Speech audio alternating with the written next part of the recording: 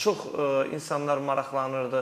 Adətən nədən olur bu? Samir bəy, bu ola bilir ağız boşluğunda diş dibi ətinin xəstəliyindən, dişin çürüməsindən. Amma daha çox içərdən gələn. Bircə dəqiqədə sual verirsən.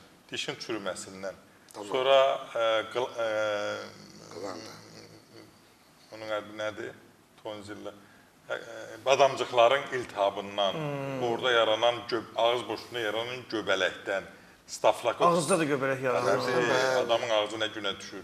Deşik-deşik, dilinin üstü, ağız görürsən, bəzən gəlir, çəkilir, bəzən gəlir, çəkilir. Nədən düşür ağıza göbələk, doktor? Göbələk, antibiotik qəbul edirsən, orqanizmdə yaranır, ağız boşluğundan düz bağırsağa qədər, ginekoloji, uroloji, hər yerdə göbələk yarana bilər.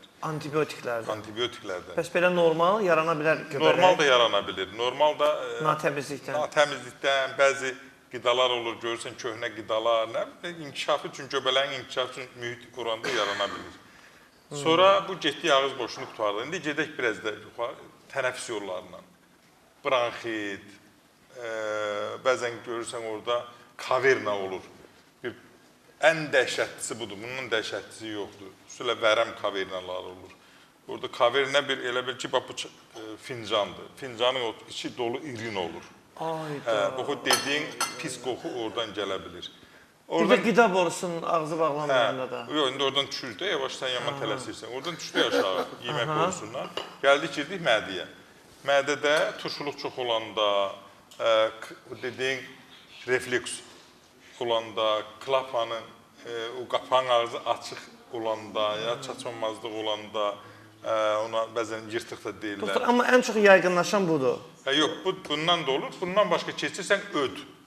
Öd diskineziya deyirlər. Heç adam məndən başqa bu öd diskineziyası söhbətini heç bir həkimdən heç vaxt eşitməyəcəksən.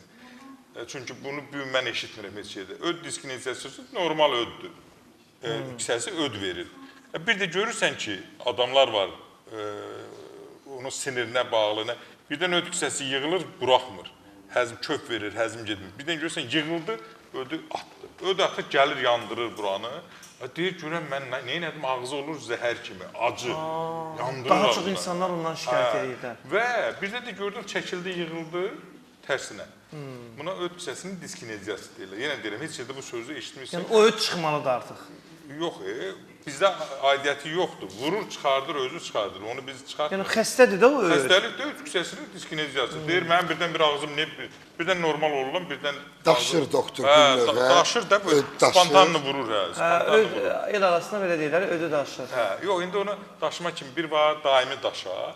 Bir də var, bax, bu yığıldı, heç nə yox. Birdən atır, sənin o problemlərini yaradır, sonra yenə yığılır, sonra atır. Sən də əsəbini pozur, həyatını pozurkən mənim ağzım niyə acıdadır, zəhərdadır belə. Bunu keçdik, buradan keçdik aşağı, biraz da aşağı. Bağırsaqlarda olan disbakterioz. Bağırsaq çöpləri normal deyil. Bütün həzmi bağırsaq çöpləri verir. Və bağırsaq çöpü olmasa insan bir neçə saat da yaşaya bilməz. Bütün o bağırsaq çöpləri, indi bunun nisbəti pozulur, elə solu çatmır. Elə solur artıq olur. O da lifli qidalar. Orada artıq qaz yaranır. Deyir, mən neyini qaz, elə bil deyir, dəfdir, mən deyir, nağaradır qarnım. Və o gəriş, nə bilim, narahatçılıq, həyatını pozur, nə bilim, utanıram deyir, neyini. Və bunun da nəticəsində ya qəbizlik olur, ya da ishal olur. Deyir, heç nələmirəm. Daha çox insanlar qəbizlikdən bütün bunların hamısı bir yerdə, o ağızda olan qoxu yaradır. Gör, haradan hara gəldi. Sən bunun düzgün düşür, göbələkcə göbələyi müalicə eləsən, yaxud da tonzillada, ya dişə düzəlir və yaxud da mədədədirsə, mədəni sağalsan düzəlir. Öddədirsə, ödü müalicə eləsən, öd düzəlir. Bağırsaqdadırsa, bağırsaq müalicə eləsən, o düzəlir. Yəni, kompleks şəkildə həkimin həkimliyi oradadır ki, bunu müalicə ilə düzgün diaqnozunu tapsın və onu müalicə eləsin, o problemdən həll eləsin.